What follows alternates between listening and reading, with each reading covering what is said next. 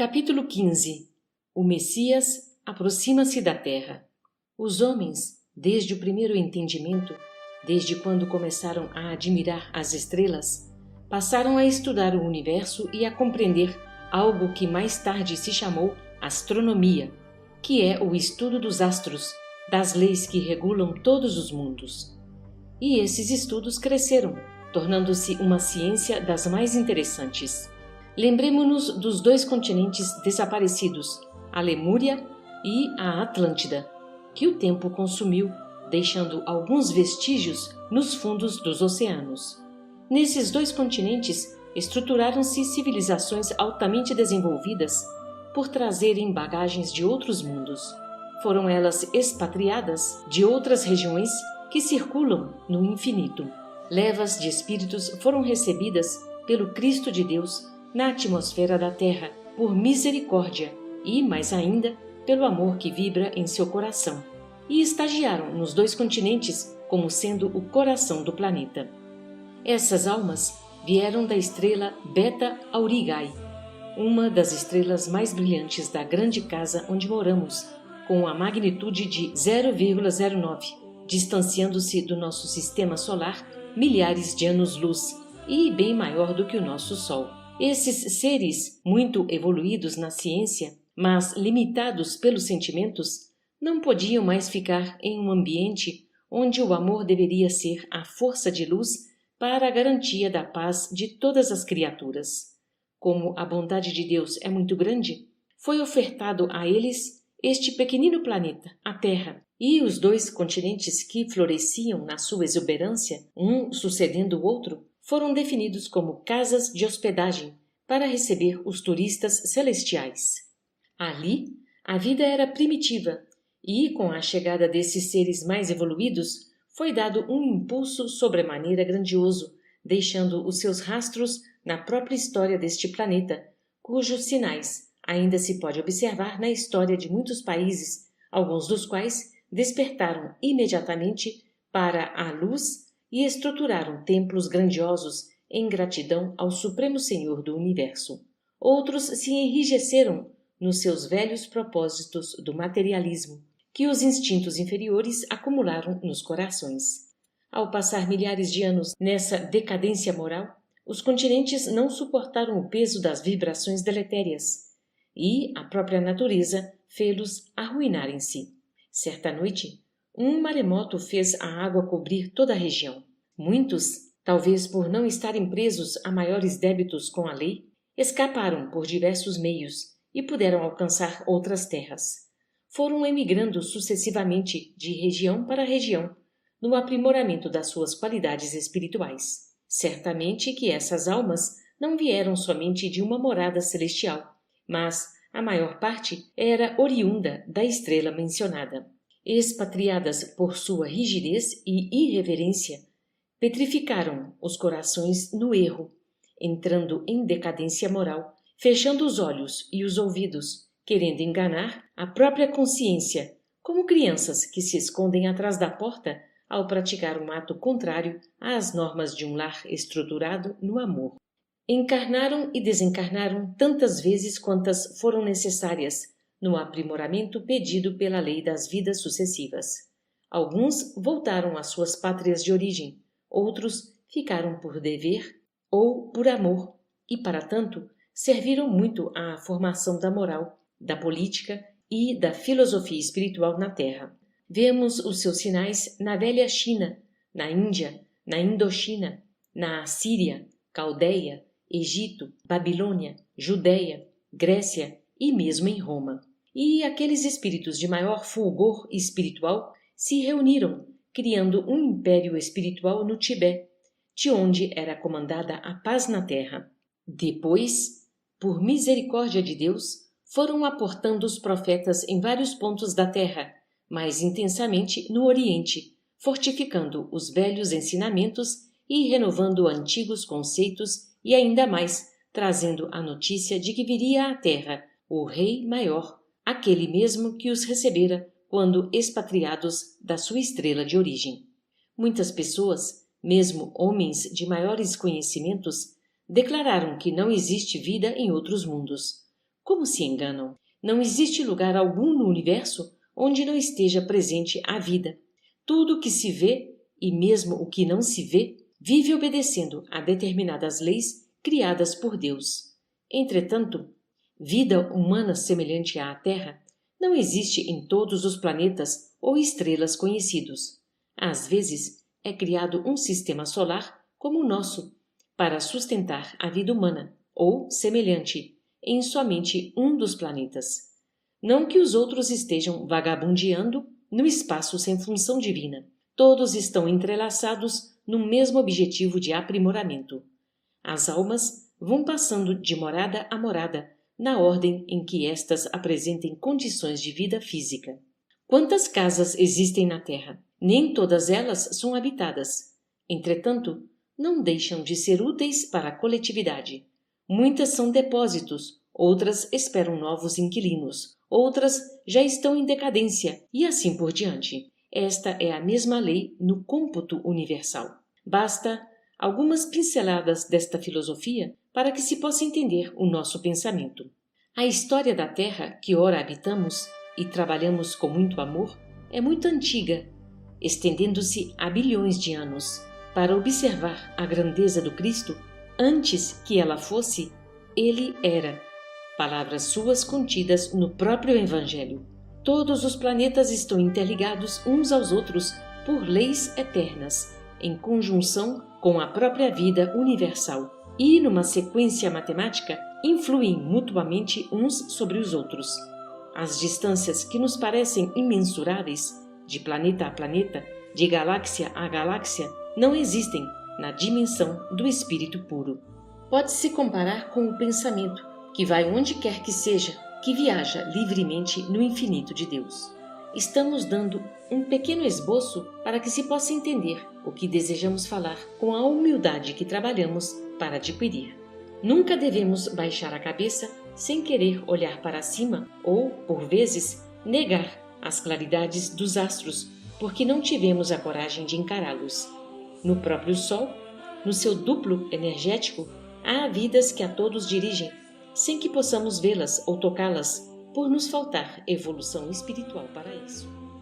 Continuação do capítulo 15. O Messias aproxima-se da Terra. Parte 2. Os sacerdotes em Jerusalém engrossaram as fileiras dos que desejavam ver Maria de Nazaré casada, e esse casamento deveria ser com José ben Jacob, pela confiança que o sinédrio depositava nele. No entanto, ele sentia-se constrangido pela notícia, chegando quase ao desespero. Ele já não pretendia casar-se, considerando a sua idade. Queria entregar a sua vida aos trabalhos do templo e aos exercícios da caridade em que os terapeutas se especializavam. Mas o que fazer diante de tamanha pressão? As circunstâncias impunham-lhe a aceitação, quase sem raciocínio, e depois que ficou conhecendo a moça de Nazaré, no templo dos Essênios, no Monte Carmelo, os seus conflitos íntimos aumentaram, por se sentir diminuído diante dela, aquela figura incomparável de bondade e de amor, ainda mais no ambiente onde aqueles homens se reuniam. Os essênios eram homens acisados, companheiros com grande capacidade de amar e discernir. Mesmo os jovens não davam lugar à revolta, nem à discórdia. Eram como crianças que se reuniam, mas por verdadeira conscientização do compromisso com a causa que abraçaram. Os sacerdotes marcaram o casamento e puseram-se a avisar os judeus de todas as cidades circunvizinhas. Era para ficar conhecido aquele feito e, certamente, pelo efeito psicológico que exerceria nas moças da época. Maria se calava diante dos temas de que ela gostava de falar, sempre que podia. Os afazeres de casa tomavam-lhe o tempo e os assuntos de cada dia obrigavam-na a silenciar-se sobre assuntos pertinentes aos sacerdotes. Era isso que se desejava. Não obstante, o homem não tem condições de interromper os ideais superiores. Os céus usam das condições humanas para dar vazão aos ideais do espírito imortal. Maria, desde o encontro com José no santuário, mudou um pouco a personalidade. Esvaiu-se, como por encanto, parte de sua alegria, aquela que irradiava constantemente, e sentiu uma certa melancolia tomar conta de seu coração, sem que pudesse livrar-se dela. Seus pais perceberam a sua mudança, como também José, suas amigas da aldeia e os próprios essênios. José, de certo modo, sentia-se ofendido e, ao mesmo tempo, culpado por aquela situação. Maria sentia uma inibição natural que se gerara em seu próprio ser, mas, sem lamentação, entregava-se aos acontecimentos sem o azinhavre do desespero. Seus pais tornaram-se tristes, buscando algum consolo com a própria filha. Mesmo meditando nas palavras de Pai Muni, não se sentiam seguros quanto ao destino de Maria, sob as asas negras dos sacerdotes, que conheciam bem, sabendo de suas intenções quanto à sua filha. Os essênios, de quase todos os montes, eram conscientes dos acontecimentos que se passavam, do nascimento de Maria, sua missão e o seu casamento, arranjado pelos sacerdotes do Templo de Jerusalém. Todos faziam uma corrente de orações diariamente, em favor daquela que nasceu para dar à luz o Messias, no seu divino esplendor na face da terra. Os ceareiros do bem, como espíritos desencarnados, não perdiam tempo, limpando as veredas, estimulando e ativando os princípios do amor e da caridade em todos os pontos possíveis na Judéia, principalmente na Palestina. Grande comitiva de almas elevadas descia e subia do céu, em perfeito preparo para a descida do grande pastor, filho da terra e do céu. O Cristo de Deus já se encontrava nas proximidades do planeta, abençoando os roteiros por que ele haveria de passar, no esplêndido exemplo de serenidade e de mestre de todo o rebanho. Para que não haja prejuízo da sequência, devemos entender que ele deveria receber um biocorpo de estrutura altamente pura, na mais perfeita sensibilidade nervosa. A sua aura confundia-se com a própria atmosfera da Terra, sentindo como por encanto todas as necessidades dos seres humanos. Deixaremos de relatar os detalhes das cerimônias do casamento de Maria para não mais falarmos da inferioridade dos sacerdotes, procurando lembrar apenas os acontecimentos construtivos, aqueles que sempre nos educam e instruem.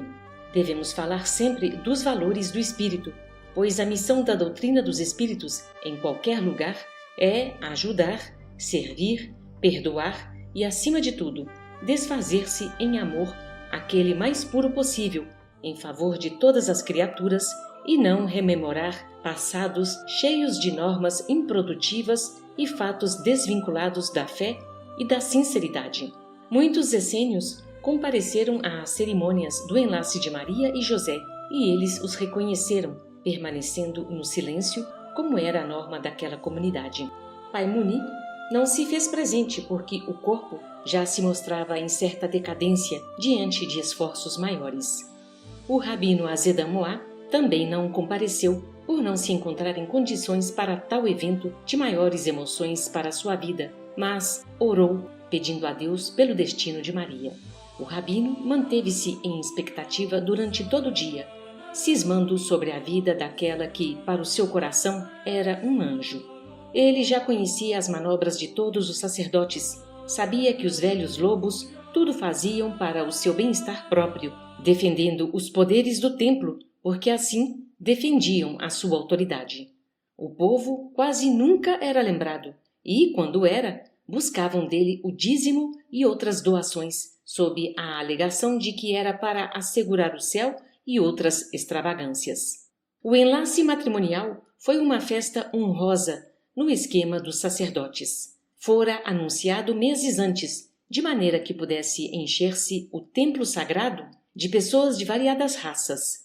As portas famosas foram abertas ao público e os próprios romanos cooperaram com as autoridades religiosas no grande evento, com centenas de soldados montando guarda, para também examinar qual o sentido daquele casamento, se procedia de alguma rebelião contra a águia romana. A arca sagrada estava cheia de rolos amarrados com fitas de variadas cores, mostrando o carinho e o respeito àquela joia de Deus. As cortinas de linho puro, feitas no templo pelas virgens, mostravam a decência do grande salão, refletindo a harmonia das mãos que as fizeram. Vasos de flores enfileiravam-se em todas as direções, mostrando a pompa e a grandeza da casa do Senhor. Maria e José, em altares separados, esperavam as bênçãos do príncipe da sinagoga e as diretrizes dos sacerdotes. As doações continuavam a chegar para a satisfação dos deuses famintos que rodeavam o templo de Jerusalém. O dinheiro caía no gasofilácio sem parar e, em muitos casos, denunciavam as pessoas doadoras com barulho ensurdecedor. Maria de Nazaré permanecia muda. Para ela, era como se estivesse em um deserto, esperando as ordens dos céus. José estava com os sentimentos abalados. Não sabia por onde começar a pensar. Não estava sendo dono da sua própria vida. Os sacerdotes se movimentavam ansiosos, como se fossem levar 2 ovelhas para o matadouro. Nem raciocinavam sobre o que poderia ser a vida daqueles seres ali apostos, esperando a vontade de Deus. Eles somente viam o próprio bem-estar, como já dissemos, e mais nada. Foi uma tortura para todos.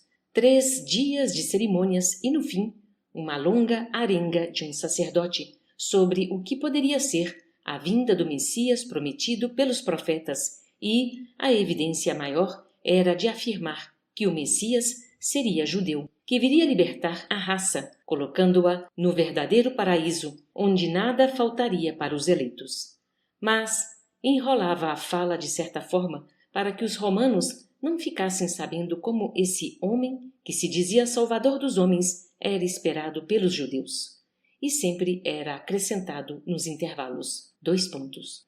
Ele virá, mas nascerá de uma virgem, para manter a pureza celestial em seu coração. Alguns centuriões ali presentes riam-se dessas afirmativas. Nascer de uma virgem. E até o governador da Judéia deu boas gargalhadas quando soube dessa história, narrada e repetida pelo sacerdote nos esponsais de uma nazarena. José, de vez em quando, olhava para Maria de soslaio, mas, ao contemplar aquele porte respeitoso, sentia-se envergonhado e diminuído. Não conseguia asserenar a consciência nem deixar livres os seus pensamentos sobre as coisas naturais da vida física. Estava em luta com grandes conflitos dentro do peito. Maria conservava-se linda e serena, sem nenhuma perturbação. Somente meditava nas linhas dos acontecimentos. De vez em quando, lembrava-se de Pai Muni e das suas conversas, que verdadeiramente encorajavam o espírito em quaisquer embates da vida. Pai Muni era uma luz que iluminava todos os bons conceitos do mundo e estava sempre pronto para ajudar aos que sofriam.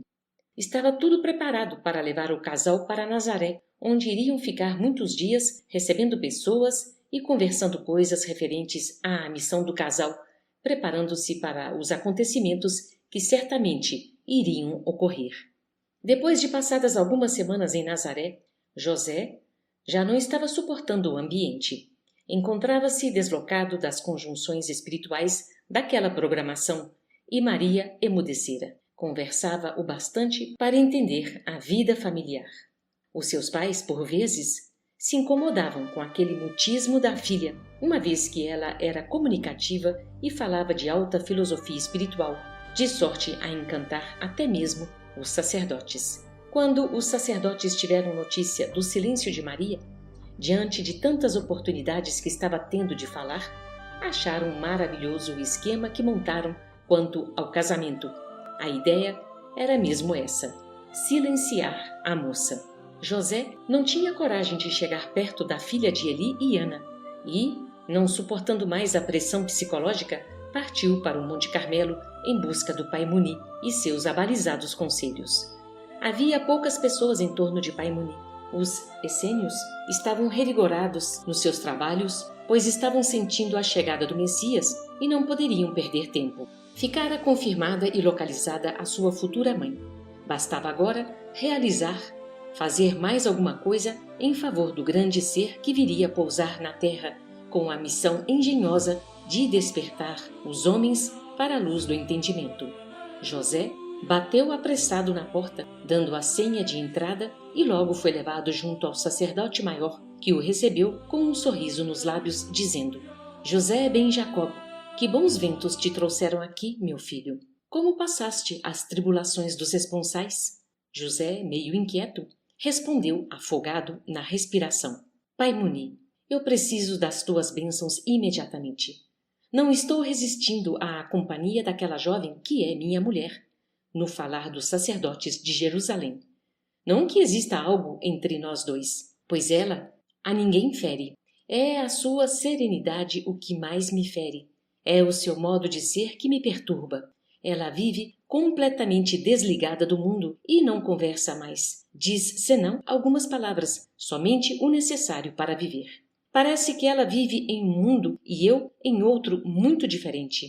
E o mundo em que ela vive é que me agride, mesmo no silêncio. Isso é o pior para quem não está acostumado a essas situações espirituais muito elevadas. O que me dizes desses fatos? Os pais dela são magníficos, me tratam com muito apreço e me têm como um filho do coração, mas, mesmo assim, eles também estão tristes e falam menos. Vejo-os preocupados com a filha. O velho, de cabeça baixa, meditava. Tinha ouvido tudo que José falara, sem mudança de semblante. José, sentindo o silêncio de Pai Muni, pediu licença e buscou a cascata do templo. Envolveu as mãos nas águas, refrescando o rosto afogueado pelas emoções. Lavou os pés no jorro de água pura e sentiu-se aliviado pela natureza. Respirou o ar vivo que penetrava de uma abertura do elevado que tinha o poder de esconder aquele povo santo e voltou para ouvir o ancião, que naquele momento estava abrindo os olhos em busca de José.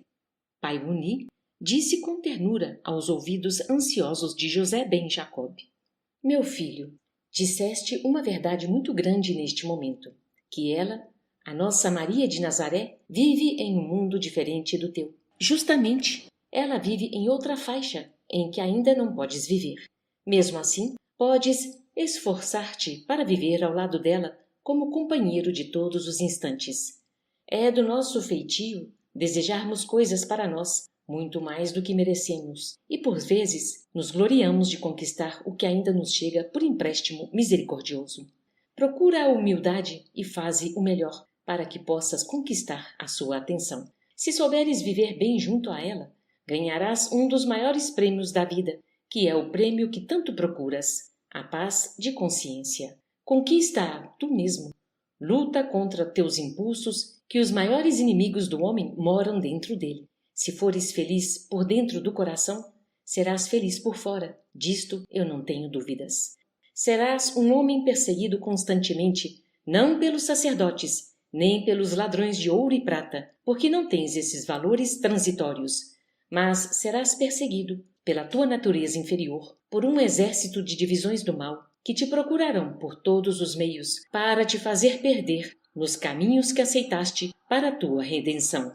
Estás ocupando um lugar, José, que terá o devido reconhecimento dos homens e mesmo dos teus companheiros a que deves servir.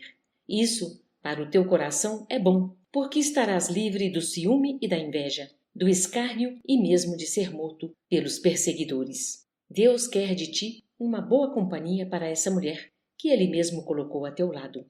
É hora de te redimires, meu filho, e redimir-te por amor à causa de Deus. Deves sentir-te feliz por teres sido escolhido para colaborar para que o Filho da Luz encontre meios na terra de servir com mais eficiência a todas as criaturas. Muitos desejariam o teu lugar, por verem nele a melhor das oportunidades de redenção, de dar sem exigir, de aprender na escola do dia a dia, de construir a sua própria consciência, limpando-a da sujidade milenar que a todos afeta. Quero te abraçar e desejar-te felicidade nos caminhos por onde andares. Nada deves temer, porque pessoa alguma te procura para tirar-te a vida, mas procura-te aquele que haverá de vir como estrela de primeira grandeza espiritual. Maria será assediada pelas investidas das trevas, pelo que sente e vai sentir no coração, como mãe de um ser que transcende todos os nossos ideais. Não estás ao lado dela para desfrutar das coisas da terra. É necessário que morram, José, os teus instintos inferiores, para que cresça em teu coração a luz de todas as virtudes celestiais. Se o tempo que usas não for aproveitado no sentido do amor puro, terás caminhos longos para percorrer, talvez sem companhias que te sirvam de reforço nos momentos de sofrimento. Nós te desejamos a paz, mas aquela que encontra no trabalho a fonte de serenidade e na vida reta todos os alimentos que a alma desejar, ao ingressar para a vida na eternidade. Sê forte, meu filho, levanta-te e anda, para que o tempo não fique em vão. O teu dever te espera e Deus há de te inspirar sobre o que deves fazer. José tudo ouviu na quietude que lhe pedia o coração, concatenando ideias e ordenando-lhe sentimentos. Em alguns momentos, lágrimas escapavam-se-lhe dos olhos agitados. Estava já, sem perceber, com as mãos de Pai Muni entre as suas, para beijá-las com reverência, e foi o que fez. Nada dizia. Se falava, era nas correntes sutis do silêncio. Lágrimas continuaram a correr de seus olhos, e naquele instante rememorou toda a sua vida, desde pequeno até naquele momento, e buscava para a frente o que poderia ser, sem nada ver ou sentir. Seu coração pulsava suavemente na harmonia da casa em que estava. Os olhos vivos de Pai Muni davam-lhe certa tranquilidade, onde as emoções foram transformadas em esperança e fé. Pai Muni, com os olhos fixos em José, como um pai que protege seu filho, com a luz dos sentimentos elevados, disse com ponderação: José ben Jacob, sabemos que és da linhagem dos reis Davi e Salomão, que estruturaram e fizeram o grande templo de Jerusalém, para ali ser adorado o grande Deus de Abraão, de Jacó e de Isaque. Mas, na verdade, todos nós, sem exceção, somos da linhagem do Todo-Poderoso, com os mesmos direitos e deveres diante da natureza humana e divina. Ser desta ou daquela raça, meu filho, não corresponde a grandezas espirituais, se essas grandezas não forem conquistadas, subindo de degrau a degrau, derramando o suor do próprio esforço. Todos nós somos dignos do salário a que fizermos jus. A justiça nos diz, no profundo do ser, que nada recebemos de graça. Herança de qualidades não existe. Existe, sim, daquilo que acumulamos na nossa consciência. Os valores são individuais e não os perdemos com o sopro de simples ventanias.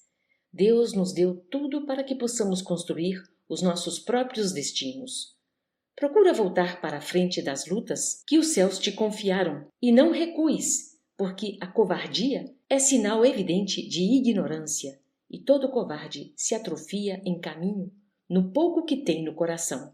Não deixes que a vida te faça voltar para o recomeço, que os meios serão piores e mais dolorosos. O arrependimento é o consolo do ser humano, mas chega tarde e é sempre prenúncio de sofrimentos terríveis. Estendamos as mãos para a frente, para alcançarmos o trabalho pela caridade e pelo amor, porém, sempre sentindo que é um dever. Se tu não podes consorciar-te pela carne, consorcia-te pelo espírito, porque nessas linhas de vida receberás a libertação espiritual que tanto buscas, mesmo na profundidade da consciência e na inconsciência. Já sou um homem idoso, sem as forças que vibram em teus braços e pulsam no teu coração. No entanto, os problemas não encontram ninho em minha mente, nem frutificam em minha língua. Perdoa-me se estou dizendo de mim. Todavia, meu filho, quero e peço a Deus que te dê forças para usar as próprias deficiências, transformando-as em forças vivas para a tua ascensão. Se o destino te fechar algumas estradas, procura as variantes. Se alguém te negar um copo de água, pede-o em outro lugar. E se não o encontrares, viaja com sede. Mas nunca deves ficar imóvel por encontrar embaraços no caminho. José não imaginava o tanto que receberia daquele ancião que ele aprendeu a amar com todas as suas forças e respeitar com toda a dignidade. Pensou em voltar imediatamente em busca de Maria e servir-lhe com o que pudesse ser útil, tirando do pensamento as coisas transitórias e alimentando somente as ideias elevadas, onde a sua consciência se sentisse feliz. Despediu-se com humildade, tomando o caminho para casa. Estava um pouco aliviado internamente e o compromisso o chamava para que enfrentasse seus deveres. Pai Muni, devagarinho, deu uma volta no templo. Pôde observar algumas estrelas a faiscarem nos céus. Sentou-se em uma pedra à guisa de banco, suspendeu as mãos para o alto, como antenas vivas, e pediu as bênçãos aos luzeiros que rolam no infinito, nos termos que tentamos reproduzir. Senhor, eis que vos adoramos no modo que sabemos fazê-lo. Toda manifestação do nosso raciocínio para vos entender, diante da vossa grandeza, diminui a vossa grandeza. Não podemos compreender-vos na vossa feição pura de amor, mas, mesmo assim, vos buscamos pelos meios de que dispomos na nossa inferioridade. Estamos na terra, Senhor, com os pés no chão, que nos garante a existência terrena, e nisso tudo compreendemos a vossa bondade e misericórdia para conosco. Em muitos casos, forçamos ou queremos modificar os nossos destinos. Sem saber o certo, blasfemamos contra as leis espirituais que, por vezes, estão nos protegendo. Porém, vos pedimos perdão por essas faltas cometidas por engano dos nossos sentidos e por incapacidade dos nossos valores. Intentamos colher frutos bons de árvores más, sendo que a lei não é essa. Todos os frutos são de conformidade com as sementes lançadas no solo, e nós somos permanentes ceareiros. Semeamos todos os dias e colhemos a todos os momentos aquilo que plantamos. A humanidade sofre, Senhor, o aguilhão da dor que fez outros sofrerem. Entretanto, nem todos ignoram as vossas leis espirituais, e se alguns dos homens pregam e vivem o amor, a caridade, e não se esquecem da fraternidade entre seus iguais, alimentamos uma esperança que é essa anunciada pelos grandes profetas que surgiram em todos os tempos, a vinda do Salvador do mundo com a sua corte de anjos a pousar na terra e dela fazer um céu onde todos deveremos ser felizes. Sentimos o entrave da humanidade, aquele que a faz errar o caminho da paz, a ignorância. Todavia, confiamos na chegada do mensageiro divino para nos ajudar a compreender os desígnios da suprema luz do universo e da harmonia que poderemos desfrutar mesmo vivendo na terra entre as guerras fraticidas e as incompreensões humanas. Aqui vos pedimos, Senhor, que possamos compreender-vos em todos os passos que porventura dermos na existência que nos prende ao mundo. Pedimo-vos mais, para todos os nossos companheiros desta fraternidade, para que a luz seja feita por vossas mãos em todas as direções da vida. Uma intensa luz começou a brotar do peito do ancião e a purificar todo o ambiente. Pai Muni estava dentro de uma claridade policrômica, gerada pela força do amor, virtude ainda esquecida entre os seres humanos, mas lembrada sempre por aqueles que confiam na bondade suprema da divindade. Continuação do capítulo 15. O Messias aproxima-se da terra. Parte 3. José chegou à casa de Eli e Ana todo modificado. Sentia no coração alguma coisa diferente. Era como se os seus sentidos tivessem sido revisados pela força espiritual do velho Muni e o seu ânimo avançava além das fronteiras a que podia alcançar. Procurou Maria e a encontrou trabalhando em tear simples e parecia ouvir a harmonia da própria vida. Ana estava concentrada em seus afazeres de casa e Eli saíra em cumprimento dos seus deveres fora do lar. José cumprimentou sua mulher com delicadeza e esta respondeu com alegria ao seu afeto.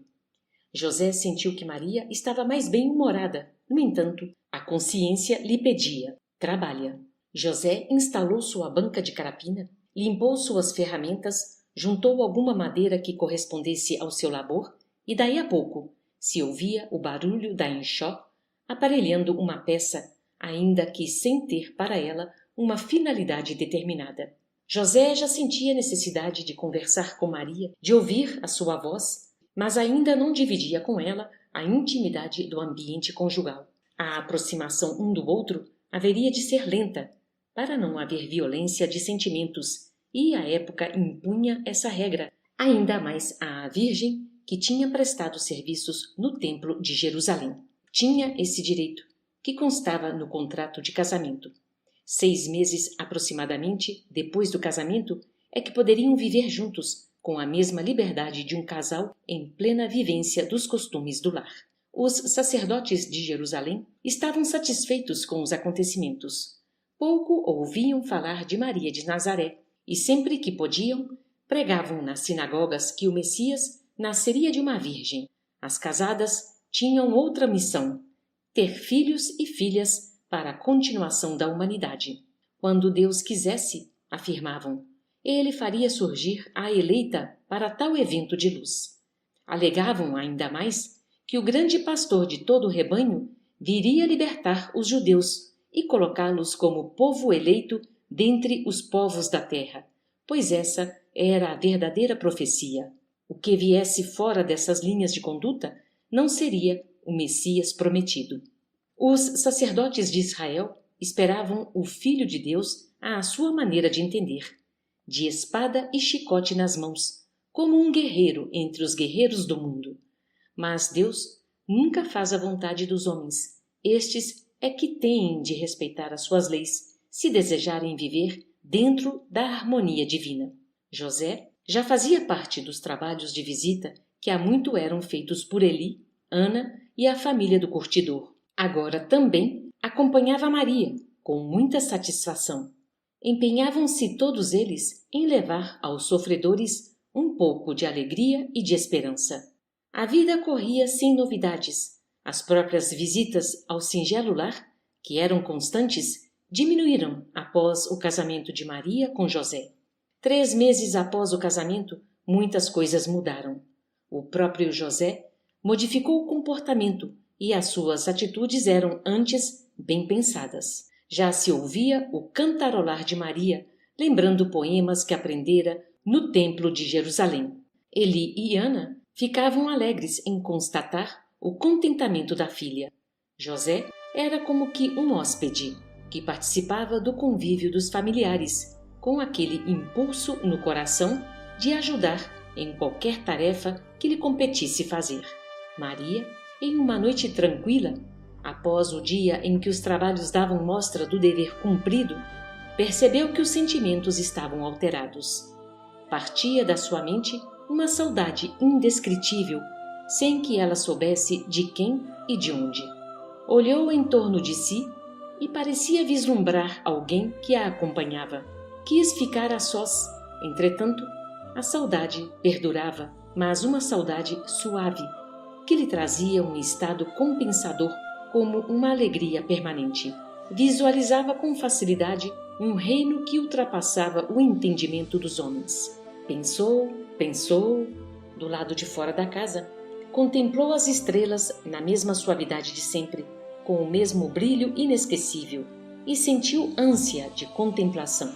Olhou em todas as direções do universo e grossas pérolas em forma de lágrimas correram em suas faces, sem saber o porquê daquela emoção divina, na divina plenitude de seus sentimentos.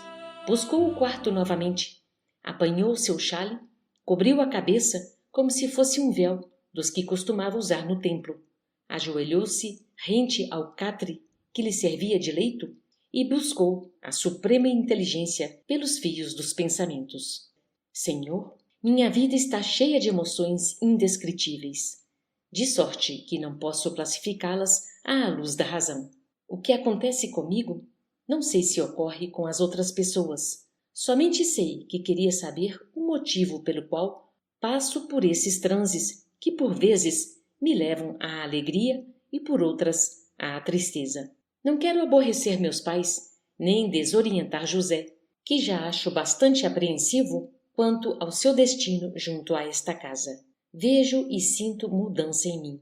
Perdi aquela vivacidade, aquele entusiasmo por tudo, extraindo de tudo mais alegria e mais vida, e agora somente observo e me esforço para não ficar indiferente às coisas. Sou tomada de melancolia que me leva até à mudez, sem que eu saiba o porquê. Sinto que isso é uma tortura, se não para mim, para os que me acompanham. Entrego a minha vida em vossas mãos. Fazei de mim segundo a vossa vontade, para que tudo se cumpra na perfeita ordem do universo. Abriu os olhos, notando que o quarto estava tomado de claridade diferente, acentuada na extensão do leito. Apurou os ouvidos e pôde registrar um canto como que de gratidão ao Supremo Senhor do Universo. Procurou o leito, naquela entrega perfeita ao sono, sentindo um perfume embriagador invadir as suas narinas, como que ajudando no seu entorpecimento. Notou que não dormia. Sentia-se sendo dividida na sua personalidade, destacando-se uma da outra. Observou que mãos angélicas trabalhavam em seu corpo físico e que outras a ajudavam, com todo carinho, a sair de dentro do túnel da carne. Sentiu algumas reações que achou estranhas, mas logo se familiarizou com elas na pauta dos acontecimentos. Já fora do corpo, sentia bater no sustentar da vida 2 corações, e os seus olhos, em espírito, viam coisas que lhe escapavam à visão carnal. Sentia um ambiente verdadeiramente celestial. À sua frente, vislumbrava 3 estrelas reluzentes, das quais 2 aladearam, enquanto a terceira, assumindo a forma humana, sorriu para ela, abençoando os seus sentimentos e falando com doçura. Maria, que a paz do Senhor seja contigo agora e sempre. Não deves preocupar-te com os acontecimentos. O espírito, quando se veste de carne, embota os seus mais nobres valores, mas sempre tem a proteção dos anjos do Senhor, como agora observaste. Não percas tempo desprezando a vida, porque ela é bela em todos os aspectos. Aproveita-a nas diretrizes estabelecidas por Deus, cujos caminhos bem conheces. Estás na terra apenas por um pouco, e esse pouco, minha filha, tornar-se-á muito aos olhos daquele que é todo amor e sabedoria. Não podes te esquecer dos compromissos assumidos antes de te vestires de carne no mundo das formas. Ser-te-á dado tudo em favor do bem que deves semear nas leiras da consciência, sem te preocupares com o crescimento do plantio, pois isso pertence ao Senhor. Passa servindo sem esqueceres o amor. Passa abençoando sem esqueceres o perdão. Passa sorrindo sem esqueceres a gratidão. Estamos sob a dependência de Deus, porém, Ele deixa que cumpramos o nosso dever, que é parte nossa, nos servindo da conquista das nossas qualidades espirituais. Nunca pretendas desfazer-te daqueles que te cercam, sejam eles quem for. Todos somos peças de luz para uma claridade maior. Eis que és bendita entre todas as mulheres, por teres sido escolhida para receber em teu seio a luz da vida de todas as criaturas da terra. Não des um passo para trás. Vê o infinito, para que possas caminhar infinitamente pelo bem de todos os seres, exemplificando todas as belezas celestiais. Serás o símbolo para todas as mães da terra e guia de todas elas, naquilo que existe de mais sagrado na natureza humana. Dar à luz. O Messias prometido já se encontra nos arraiais da terra e neste momento te olha como pai, antes de ser o filho das tuas entranhas, para o cumprimento de todas as profecias do mundo. Já se encontra anunciado e até os ventos falam dele por onde passam. Os animais dão parecer de que ele vai chegar e as plantas distribuem sinais da sua vinda, enriquecendo os celeiros com abundantes frutos. Sei que compreenderás e entregarás a tua vida para que ele viva e cumpra o dever maior, como determinou o Senhor do Universo. Espera e trabalha, confia e alimenta a esperança. Faze do teu amor a força indispensável para a tua proteção e a do teu filho amado, que estaremos contigo em todas as lutas empreendidas. Sê feliz. Maria desfazia-se no pranto das emoções elevadas que sempre fortalece o coração. Olhou para a cama, viu seu corpo de carne ressonando suavemente e viu saindo da sua cabeça física um delgado cordão da cor das estrelas ligado à sua cabeça pensante, e isso fazia com que sentisse os 2 corpos ao mesmo tempo.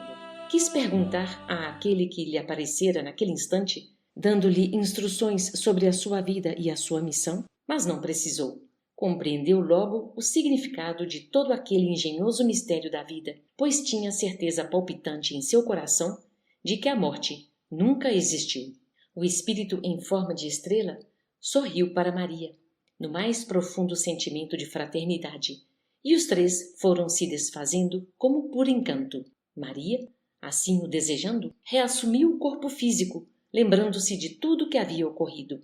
Depois, ficou horas a fio, meditando no que ouvira em corpo astral, e aí, então, dormiu serenamente. Na verdade, o que parecera sono foi uma saída em corpo espiritual, o que é conhecido como desdobramento consciente. As três luzes de Deus, depois que deixaram Maria dormindo, foram em busca de José, que não podia conciliar o sono, virando-se na cama de um lado para o outro. Balbuciava alguns cânticos do velho pergaminho, recitava salmos que sempre lhe traziam paz espiritual, mas nada de sono.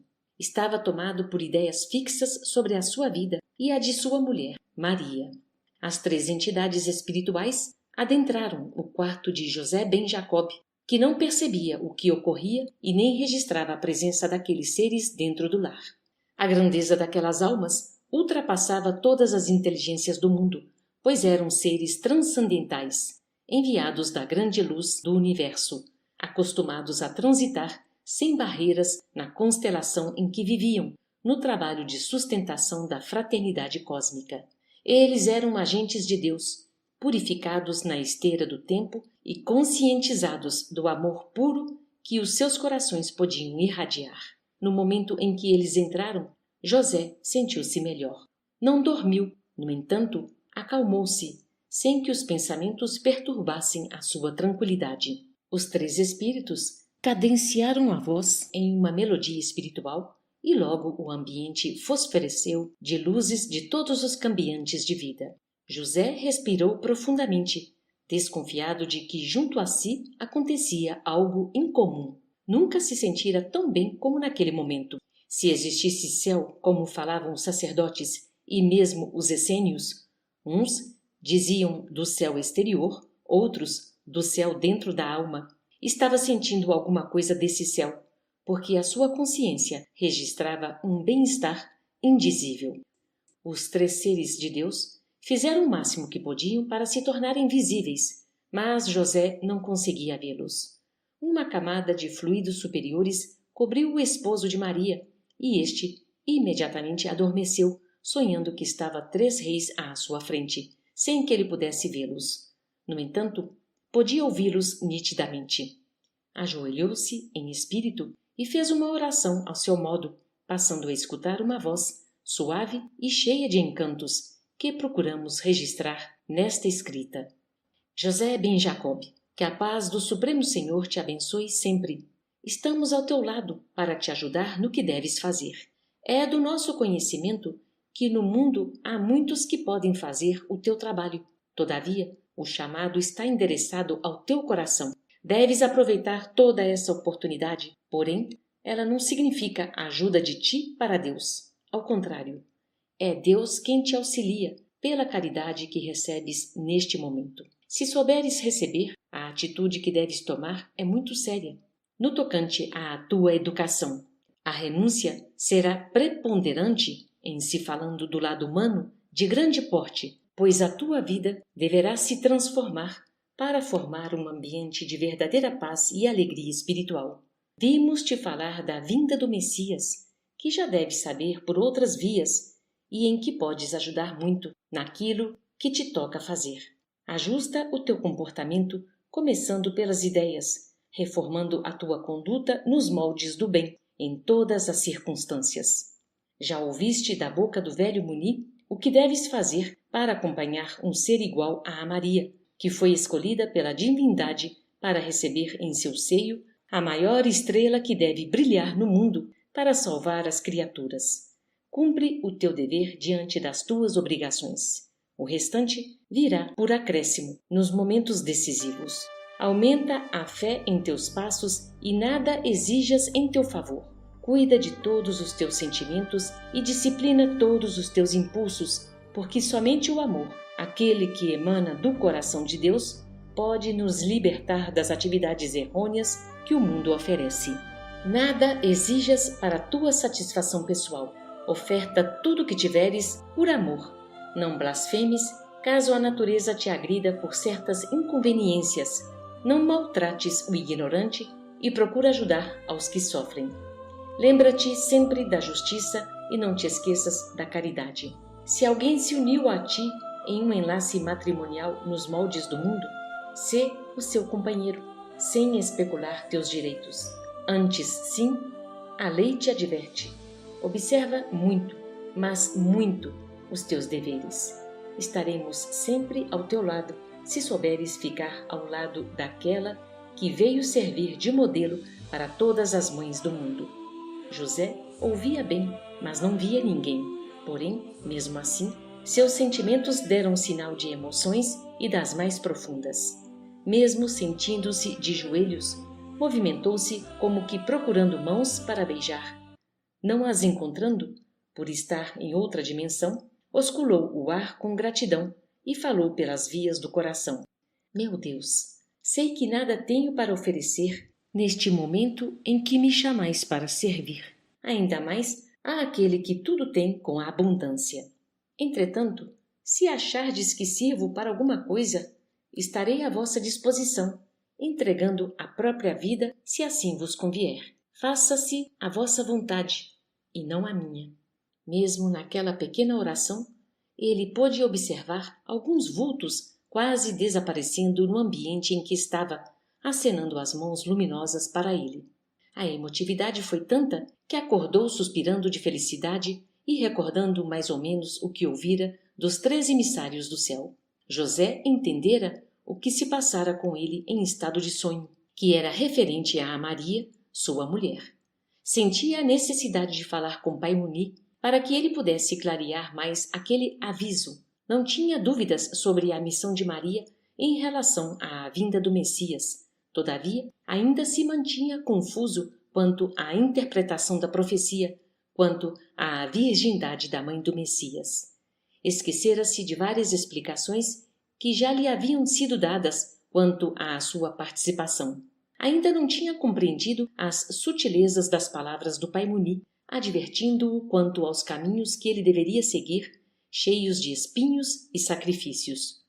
Uma frase que deveria ficar muito viva em José, dita pela boca de Pai Muni, passou despercebida, quando este assim se expressou: se não podes consorciar-te pela carne, consorcia-te pelo espírito, porque nessas linhas de vida receberás a libertação espiritual que tanto buscamos, mesmo na profundidade da consciência e na inconsciência. Há uma barreira quase intransponível do espírito à alma, a não ser que esta se encontre em um estado evolutivo muito grande, de sorte a facilitar as transmissões dos próprios pensamentos e, pela visão, certificar-se de todos os fatos, como ocorreu com Maria de Nazaré e, em certos casos, com Pai Muni. Ele e Ana foram igualmente avisados em sonho da vinda do Messias prometido. Toda a população de Nazaré ouvia nos ares a canção da chegada do grande ser. Os pássaros redobravam seus cantares. As árvores demonstravam seu contentamento pelos frutos multiplicados. Os animais sentiam-se mais alegres nos campos. As estrelas tinham outro brilho no céu. A fraternidade essênica, que já tinha acolhido em seu seio e praticar as profecias dos maiores profetas como Elias, Eliseu, Isaías, Samuel, Jonas, Jeremias e Ezequiel, estava na escuta dos primeiros sinais da descida do Divino Senhor. Nas cavernas do Monte Moabe, já se liam as tábuas da lei no original, escritas pelas mãos de Moisés, o que já era um sinal evidente de que o Salvador se aproximava da terra com os seus braços estendidos a proteger todo o mundo. Os essênios, nas suas cavernas, formavam uma fraternidade com um punhado de homens altamente conscientes também dos seus mandatos, abrindo campo favorável à descida do grande mestre que trazia para os seres humanos as mãos e o coração cheios de amor, dádiva ainda desconhecida na sua feição pura na face da terra. Continuação do capítulo 15. O Messias aproxima-se da terra, parte 4. Roma estava de posse de uma glória fictícia na transitoriedade que a própria história do mundo não nos deixa mentir. Era mais um país que sucedera a outros que tinham a mesma ilusão de domínio, de ganância de poderes e de ouro, objetivando interesses particulares e nunca o bem-estar da coletividade. Os homens que tinham nas mãos as diretrizes dos destinos humanos estavam insaciáveis de sangue e de luxo. Os países vencidos ficavam depredados, escarnecidos e injuriados, e ainda eram saqueados nos seus mais guardados tesouros, que por vezes eram fruto de atitudes semelhantes no passado. A história dos homens já se encontrava repleta desses acontecimentos desde épocas remotas, mas a direção da terra, nos planos resplandecentes, tomou a decisão de ouvir os clamores dos sofredores em toda a parte do planeta e cuidar de assistir os que choravam com fome de justiça e com sede de amor. Para tanto, uma corte de espíritos já se encontrava nas cercanias da terra, liderada por um grande expoente de uma das divisões celestiais que integrava a fraternidade cósmica em um conjunto de estrelas com a forma de uma serpente. O Messias anunciado pelos grandes profetas, que também faziam parte do seu colégio apostolar no plano espiritual, espíritos despertos para a luz imortal da vida, conscientes dos deveres diante de Deus e das suas consciências, estava já abençoando o planeta. Falar de coisas muito distantes da humanidade é sujeitar-se a controvérsias de todas as qualidades. Entretanto, quando é hora de dizer, não se deve calar. Os primeiros profetas falaram da vinda do Cristo à Terra, quase 1000 anos antes da sua chegada a este planeta. Foram ridicularizados e mesmo apedrejados, passando pelos maiores vexames. Mas falaram, e após eles, outros vieram dizendo a mesma coisa. Até hoje, os homens não se matam por simples motivos e ideias, como quase aconteceu com Galileu Galilei, quando afirmou que a Terra era redonda e que girava em torno de si mesma e em torno do Sol, mas reagem e criticam quando surgem outras leis, dando garantias e liberdade aos próprios homens. Desde a vinda do Cristo até os dias presentes, divergem alguns sobre a natureza do corpo do Mestre, se o Cristo tinha um corpo de carne ou se era um corpo celestial, e muitas discussões foram travadas por tão simples assunto quando não era ainda tempo adequado para dele se tratar. Até mesmo muitos espíritas se dividem no campo destas opiniões e possivelmente continuarão a se dividir no tocante a esse controverso assunto. Respeitamos todas as teorias dos homens e espíritos, porque sabemos da sinceridade em querer levar o Evangelho aos corações dos que sofrem. Falamos de muitos assuntos que, por vezes, nos interessa falar.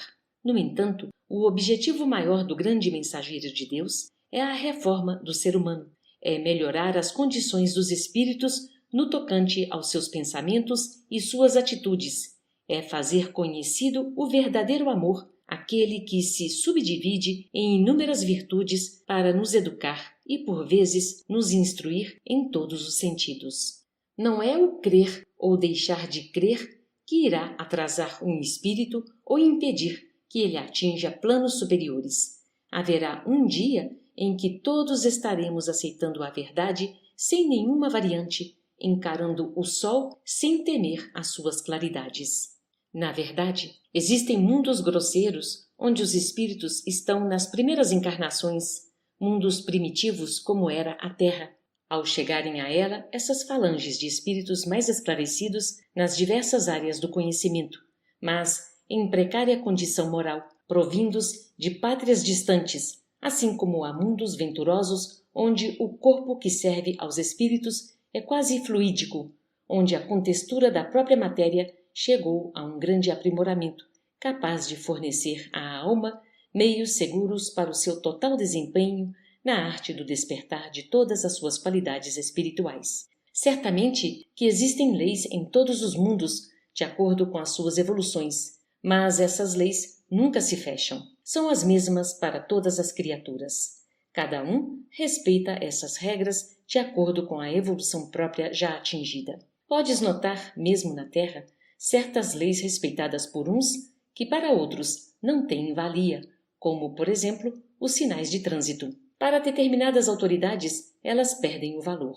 O sinal vermelho para um veículo presidencial não tem significação, uma vez que outros critérios passam a ocupar primeiro plano, no caso, a segurança do chefe da nação. Isso estamos mencionando para que se possa avaliar as leis siderais. Para o nascimento de um grande ser, as leis que regulam são outras, como as que o assistem. Não é que esse ser seja privilegiado, ele apenas recebe o que merece, no âmbito de sua grandeza espiritual. A humanidade, por assim dizer, evolui por meio de trocas em todos os mundos. A sequência evolutiva das raças depende de enxertos provindos de fora, de maneira tão sutil que os próprios seres humanos não desconfiam. A evolução do espírito requer corpos adequados para sua ascensão. Almas altamente evoluídas sentirão na sua formação congênita enxertos admiráveis, concedidos pela própria natureza, não aceitos pelo homem comum. Como foi dito acima, as leis são as mesmas para todos. Os raios solares, o ar e a água são entregues para os seres humanos e animais com as mesmas riquezas, mas cada qual extrai desses meios de vida o que a sua evolução ordenar. Cada raça-mãe, de vez em quando, recebe um enxerto de outros mundos para compensar o estímulo biológico e este compartilhar com o esquema divino do engrandecimento da alma. A matéria deve acompanhar o espírito na sua escalada evolutiva. De outra forma, ele não suportaria a vida nos liames da carne, que certamente evolui, mas não tanto quanto o espírito. Já em determinada faixa evolutiva, a ascensão dos seres espirituais já acordados para a luz tem maior rapidez, visto que a própria vida lança mão de todos os recursos para acompanhá-los, e dentre eles se encontra essa troca de valores de que estamos tentando falar. Uma chama divina que se move em um corpo de um animal, o que faria ligada a um complexo humano? É a mesma coisa que ligarmos corrente elétrica de baixa voltagem para acionar um motor de elevada potência e este pôr em movimento uma máquina. Ocorre inversamente com um espírito de altas vibrações, como no caso de Jesus, ao ser internado em um corpo físico de um ser humano comum. Este não suportaria as correntes vibratórias dessa alma e poderia até desintegrar-se no momento de ser concebido. Basta um pouco de raciocínio para percebermos. Certamente que isto não é derrogar as leis. Estas é que cedem às conveniências, mudando suas ações de acordo com a evolução da alma. Os altos instrutores da humanidade já fizeram várias experiências neste sentido, enxertando raças humanas como se fosse uma espécie híbrida, como no caso que se faz com os animais e plantas na Terra. A diferença é que, na Terra, o híbrido não dá continuidade à raça. No caso espiritual, o híbrido tem a mesma fecundidade, com valores altamente proliferadores. Como um corpo puramente físico poderia suportar um espírito de alta pureza espiritual como o Cristo? As próprias leis físicas nos dão essa explicação. Correntes de alta voltagem somente podem passar em fios apropriados. Um espírito da qualidade do Cristo não suportaria uma permanência em corpo de carne e osso qual o comum. Ele se dissociaria imediatamente, mesmo na sua formação congênita. Por outro lado, as vibrações da Terra são tão pesadas e densas que não existem condições para um corpo fluídico permanecer os anos que o Mestre viveu entre os homens. Mesmo espíritos de considerável elevação, cuja vibração se assemelhe aos que reencarnam neste globo, a não ser com um preparo muito grande, paciente e demorado, podem nele permanecer por muito tempo, atuando em favor dos seres humanos. Hoje, pode-se dizer que não existiram equívocos nas teorias, se as podemos chamar de teorias, quanto ao corpo de Jesus, por sabermos, como os próprios homens, que a matéria é acumulação de fluidos e que os fluidos são matéria dispersa. Fluidos e matéria se confundem na grande ciência da vida infinita. Não se deve perder tempo em discussões improdutivas sobre uma ciência que ainda escapa às deduções humanas. A verdade é relativa e se revela de acordo com a evolução dos homens e espíritos. O verdadeiro sentido que nos interessa mais na vida e vinda de Jesus à Terra é a sua imortal mensagem aos seres humanos, a fim de os libertar da ignorância. Essa mensagem, na sua profundidade, significa amor. Ainda estamos nos debatendo para compreendermos este amor e certamente vamos levar muito tempo para aprendermos a amar os nossos semelhantes. Os espíritos que reencarnam na Terra, mesmo os mais evoluídos, ainda não suportariam um corpo nas linhas do corpo do Mestre dos Mestres. As verdades ficam escondidas nas dobras do tempo, mas sempre chegaremos lá para descobri-las. Negar, sem analisar, não é justo e, em muitos casos, o raciocínio dos seres humanos é fraco para encontrar a realidade. Os espíritos que discutiram a respeito do corpo de Jesus, muitos deles, já no mundo espiritual, sentiram o que perderam de tempo ao quererem manifestar as suas próprias ideias como verdades absolutas e estão querendo voltar à Terra para trabalhar em silêncio e, por vezes, sem o currículo da ciência e do autodesenvolvimento intelectual, barreiras difíceis que, em muitos casos, impedem a chegada do amor ao coração. Quantas páginas é necessário escrever, gastando-se um tempo enorme a fim de se levar o leitor a certas conclusões? Isso quando se leva. Entretanto, como descrever a vida da nossa Mãe Santíssima, da Mãe de Jesus, sem descrever o seu nascimento, a sua formação e os seus poderes? Moramos em uma galáxia onde pululam bilhões de astros e a vida esplende em todas as direções. Nesse universo, se assim podemos dizer, existe uma fraternidade cósmica, na sua infinita extensão, de que participa o nosso Mestre, que fez nascer na Terra o Evangelho. Um punhado, se não uma síntese, de leis universais que regulam e dirigem todos os mundos. Afirmar que o Cristo veio à Terra em um corpo puramente fluídico é exagerar as condições, de maneira a tirar do Senhor a participação humana e colocá-lo, como muitos fazem, em um corpo de carne, como o comum dos homens, é ir para o outro extremo, impossibilitando-lhe o pleno domínio do mundo espiritual na altura do seu porte de luz. Ele é, pois, o caminho do meio das futuras gerações. Teve um corpo híbrido, mas de alta vibração moral e espiritual. E é nesse sentido que passamos a conversar com os seres humanos, com o maior respeito para com a nossa Mãe Santíssima e para com o maior de todos os espíritos que desceu à Terra, aquele que ela gerou sob as bênçãos de Deus, o Messias prometido. Caberia ao assunto um espaço bem maior que merece ser considerado em condições especiais. No momento, compete-nos meditar e assimilar os conceitos valiosos da fala dos espíritos que circundaram Maria de Nazaré como enviados do Senhor, seareiros da verdade, assim como os exemplos do próprio Mestre e sua estimada Mãe, que seremos gratificados. No plano espiritual, continuamos a estudar com muito respeito e admiração a vida do Mestre e de sua Mãe. Cada vez que meditamos sobre esses dois luminares, somos tomados por uma paz indescritível. Os princípios da vida na Terra ainda estão escondidos nas dobras do tempo, por faltar ambiente adequado para serem ditos aos seres humanos. Neste céu em que moramos, a que chamamos de galáxia, existem bilhões de mundos circulando, obedecendo a uma lei que já conheces, a gravitação universal. Essa lei, em verdade, é filha do mesmo amor tão repetido no Evangelho, que segura os mundos por mãos invisíveis e sustenta a harmonia de tudo o que existe. Os seres humanos se dividiram em todas as suas ideias para melhor conhecê-las. Depois, tornarão a uni-las na conscientização das mesmas. O mundo espiritual estudou os meios mais apropriados para a descida do Senhor aos liames da carne, aperfeiçoando essa carne. Como?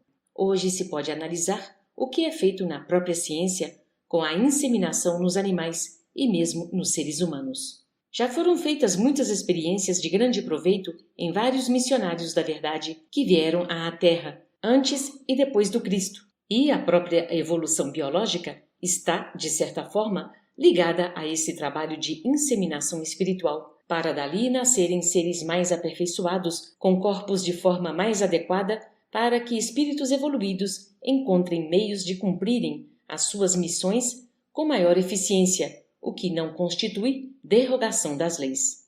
Quem poderia afirmar que uma lei foi revogada? Quem lhe conhece o limite? A visão cósmica de um ideal altamente puro é um pouco diferente de esquemas particulares de espíritos inferiores, e se as almas evoluem, as leis têm de progredir na mesma linha de entendimento. Quantos seres humanos não nasceram sem genealogia no passado? Na verdade, afirmamos que no futuro continuarão a nascer. As experiências estão sendo feitas e serão realizadas à luz do entendimento. Já foram conduzidos para a Terra, por muitas vezes, esses enxertos divinos pelos benfeitores da eternidade, de variados mundos, e geralmente são trazidos protogametas de alto teor evolutivo que são inoculados em mulheres preparadas para tal evento, de onde deverá sair uma espécie de forma humana capaz de suportar espírito de grande pureza. Alguns são aproveitados no momento da cópula, outros são introduzidos com a original intervenção do ser humano. É bom lembrar que o respeito às leis se dá de acordo com a evolução do espírito. Não se pode afirmar que no caso de Jesus Cristo foi desrespeitada a lei da genética e a da moral, a dos seres humanos, já que o ser humano pouco conhece e vive a moral elevada para falar dela. Exemplificando o nosso assunto, personagens de elevada evolução, como Apolônio de Tiana, o grande sacerdote da justiça em Jerusalém, Melquisedeque, Krishna, Buda e tantos outros não tiveram genealogia. Foram como que ensaios para que descesse o grande mestre de todos os mestres que já vieram à Terra.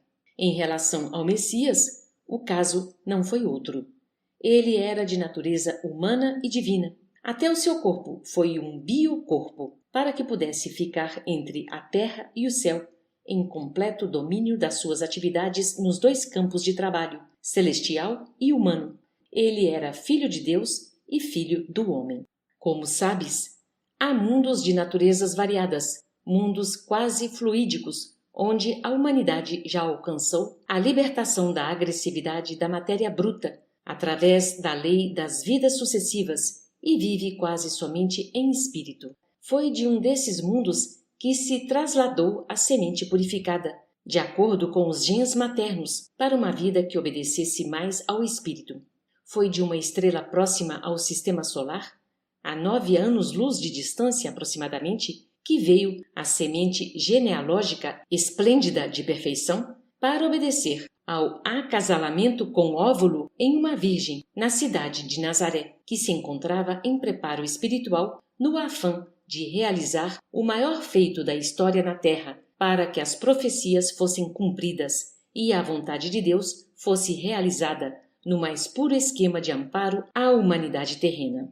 A semente que, na linguagem científica da Terra, se chama espermatozoide, quase fluídica, foi trazida para a Terra por 3 espíritos, cuja pureza os fizeram estrelas de elevada grandeza para ser inoculada naquela que seria a futura mãe de Jesus, Maria de Nazaré, como também para dar cumprimento às profecias de que de uma virgem nasceria o Salvador dos seres humanos. José ficaria como um tutor do grande ser, e a continuação da sua raça seria uma continuidade moral, pelo que ele viera trazer em favor da humanidade. Já havia sido feita a maior limpeza psicofísica de todos os tempos na atmosfera da Terra, com a neutralização dos espíritos malfeitores, como já foi descrito.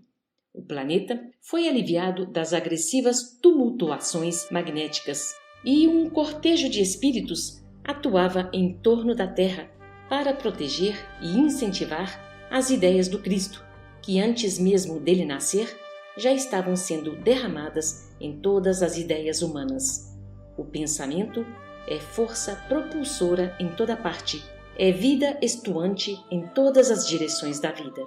Altas entidades espirituais vieram trazendo, com especiais cuidados para a Terra, a semente masculina, no sentido de fecundar Maria de Nazaré, com extremo respeito e dedicação.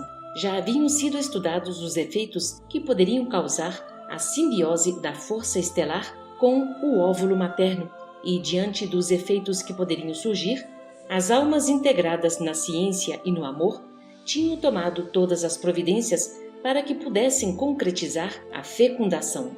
Os agentes de Deus conduziram o microgameta do ambiente estelar para a formação de um corpo perfeitamente dócil ao comando da mente daquele que iria assumir a direção de uma ideia que os humanos ainda não entendiam e que se chama amor, aquele que transcende às conveniências dos seres humanos e avança no tempo e no espaço, porque é a essência da própria vida. O ambiente de Nazaré desfrutava de grande serenidade. Falanges de espíritos elevados intercruzavam os espaços da pequena aldeia, onde iria descer em forma de homem o rei do mundo. Os ceareiros do bem, que há muito tinham iniciado os trabalhos de limpeza espiritual na Palestina, regozijavam-se de alegria por sentirem o fruto dos trabalhos que realizavam em nome de Deus. Maria encontrava-se no seu leito, onde tudo denunciava harmonia. Alguns antigos escritos dos profetas foram lidos naquela noite. Ela estava quase dormindo quando pressentiu a entrada de vários luminares da eternidade. Um deles trazia nas mãos luminosas algo que também irradiava uma luz intensa, uma microvida de difícil observação. Com toda a ternura que um santo pode manifestar, aproximou-se e colocou no ninho uterino de Maria, pelas portas engenhosas dos recursos divinos, com os quais somente os arcanjos de Deus sabem lidar. O campo gerador de vida de um amontoado de células sobrepostas com dinamismo peculiar às coisas vivas, perdeu o caráter de matéria e passou a manifestar uma aglomeração de claridades indescritíveis. Via-se o microgameta tomar a direção do ovário pelas vias das trompas e, à medida que ele avançava, deixava um rastro de luz no caminho percorrido. Uma luz brilhante contornava sua cabeça e derramava-se pela cauda irrequieta, que parecia acenar para aqueles que o trouxeram. Maria foi envolvida por uma sensação divina, entrecortada de emoções não menos elevadas, como se estivesse ouvindo uma música dedilhada por artistas das estrelas. A harmonia da sua mente era uma conquista de sua consciência, em deveres retamente cumpridos na esteira do tempo. O ovário, mostrando-se ocupado, sensibilizado pela mente instintiva de Maria, recebeu ordens e fez cumpri-las, rompendo-se como por encanto e desprendendo, por lei da natureza, um microvolume ovalado que mostrava por dentro um núcleo de coloração pálida, seguido por uma matéria transparente, envolvendo-o uma chama ligeiramente avermelhada que lhe dava vida como se fossem pés, conduzindo-o ao encontro do que seria espermatozoide estelar. Era um espetáculo grandioso, esse da natureza ao mesmo tempo humana e divina. Aos nossos olhos espirituais, quando assistimos a fecundações semelhantes de seres espirituais elevados, notamos que em cada qual muda o panorama, mas os principais traços são os mesmos. À medida que se dava a aproximação dos dois elementos da vida, intensificava-se em ambos a vibração, como se fossem altas correntes elétricas correndo pelos fios de uma estação geradora e redistribuindo-se para todas as ramificações que lhes cabia beneficiar. Nessa aproximação, sob a visão espiritual, notava-se como que minúsculos tentáculos, nascendo do óvulo à guisa de braços, como também no microgameta, dando-se a simbiose espiritual. O primeiro abraço, que se processava dentro da mãe, de um mesmo ser que se dividia por duas naturezas e se integrava como sendo uma só unidade psicofísica. Olhando com mais atenção, poder-se-ia notar, na ramificação da contextura genética, abrirem-se como se fossem dois lábios divinamente estruturados e, naquele aconchego divino e humano, manifestava-se o primeiro amor de si para consigo, como que num suave beijo, onde um se integrava ao outro para a formação do instrumento humano. Nesse momento, eram atados os primeiros laços do espírito ao seu futuro corpo, espocando luzes em todos os pontos sensíveis dos vindouros centros de forças, estabelecendo assim o equilíbrio na formação biológica daquele que deveria nascer.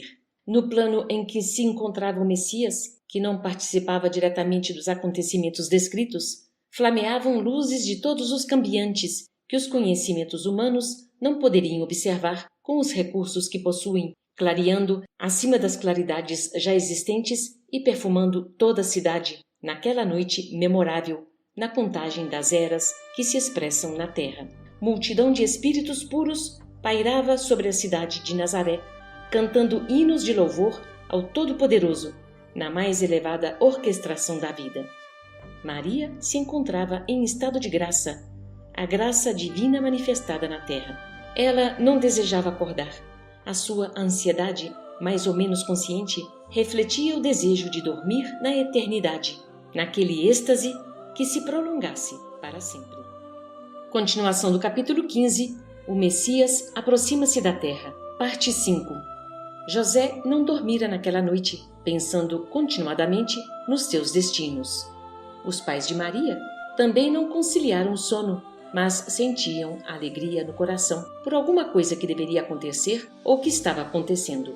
Pai Muni já sabia do evento. Alguém soprara em seus ouvidos a notícia do maior acontecimento da terra, realizado na pequena aldeia de Nazaré, e os essênios passaram aquela memorável noite orando e cantando glórias ao Senhor de todo o mundo. Depois da fecundação realizada, com a ajuda das mãos angélicas dos missionários da luz, começou o óvulo fecundado a ser conduzido para o útero, iniciando-se a marcha de 7 dias, com a sua estrutura toda transformada em busca do seu leito onde, por lei divina e humana, transformar-se-ia em um ser humano.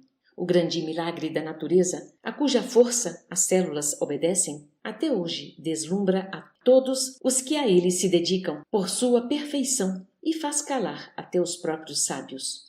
É que ali está o Espírito, chama divina, na divina missão de retornar à carne quantas vezes forem necessárias, granjeando luzes e amontoando experiências, para que nele desabrochem todos os seus valores. Estamos dando algumas pinceladas sobre o início da vida na Terra do Divino Doador, sem querer retratar todos os acontecimentos, por nos faltar capacidade para tal empreendimento.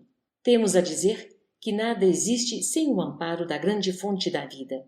Nada se perde no turbilhão imensurável do universo e tudo vem de Deus. Ele é o Criador de todas as coisas. A receita de criar é somente sua. Os seus filhos de todos os planos da vida podem cooperar com ele na sua operação permanente, desde a infraestrutura da matéria até os planos mais elevados do espírito, pois em tudo existe a ação de Deus operando.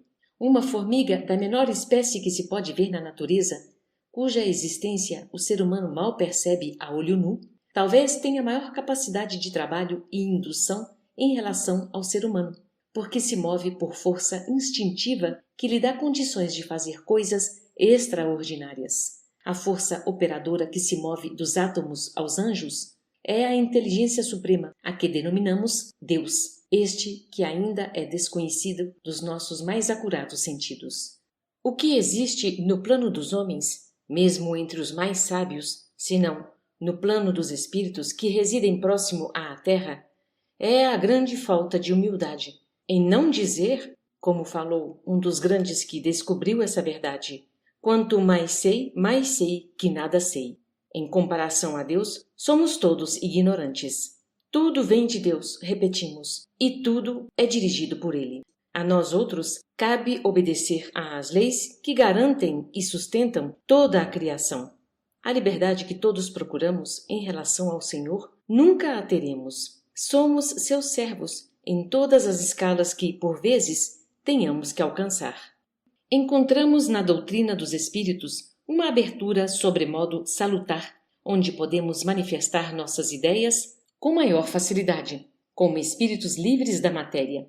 Entramos no campo da transmissão de pensamentos, regularizando uma comunicação proveitosa e a mediunidade, com o espaço de tempo, fornecer-nos-á maiores probabilidades de sorte a atingir os nossos intentos com mais realidade. Ainda existem muitas coisas, mas muitas mesmo, para serem ditas aos seres humanos, e ainda esperamos que esses se preparem para tal mistério. A verdade tem de ser dosada, qual o sal no tempero, pois, se dita na hora errada, torna-se uma tempestade, arruinando os caminhos dos próprios seres humanos. Deus sabe o que faz, e o caminho mais acertado para todos os seres humanos é o Evangelho de nosso Senhor Jesus, que é o verdadeiro caminho, a verdade e a vida para todos nós, encarnados e desencarnados. Continuação do capítulo 15. O Mestre aproxima-se da Terra. Parte 6. O corpo de Jesus é, pois, o protótipo do futuro, mas de um futuro distante, depois que a humanidade começar verdadeiramente a viver o Evangelho, a exemplificar aquilo que prega para os semelhantes, depois que o amor for conhecido e vivido no dia a dia em todas as nuances da vida.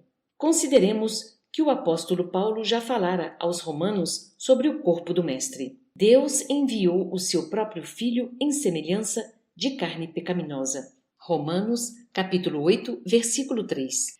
Para cada um, segundo as suas necessidades. Esta é a lei dos iguais, ou que aproxima os iguais. Assim como o espírito evolui, a matéria não pode ficar atrás.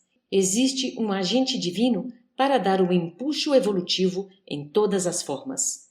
Deus de nada se esquece, e Cristo trouxe a sua mensagem para todas as almas, como herança de novas acomodações para os mensageiros do futuro. A experiência está consolidada, e o Senhor não pede opinião aos seres humanos para estabelecer suas leis e decretar sua magnânima vontade. Continuação do capítulo 15. O Mestre aproxima-se da Terra. Parte 7, última parte. Os essênios do Monte Hermon, na aldeia do Líbano, os do Monte Ebate, na Samaria, os dos montes Carmelo e Tabor, na famosa Galileia, os dos montes Quarentena e tantos outros, espraiados no velho mundo, todos se encontravam na expectativa do nascimento do Divino Senhor, daquele ser que viria florescer os corações e dar impulso ao progresso em todos os sentidos. Não viria apenas dar a melhor noção ao pensamento religioso vigente, mas libertar as consciências ainda presas nos ranços conservadores e arcaicos. O nascimento do Cristo não era um simples acontecimento, como muitos pensaram. A sua singela descida abalou a terra, movimentaram-se inúmeros espíritos altamente conscientes de seus deveres e comandados diretamente por ele. O Messias se materializando na terra para que a humanidade pudesse sentir mais de perto a presença de Deus, o Deus Todo-Poderoso, que iria falar pela sua boca. O Cristo era o Verbo que se tornaria carne entre os seres humanos. Aguardem, a história continua.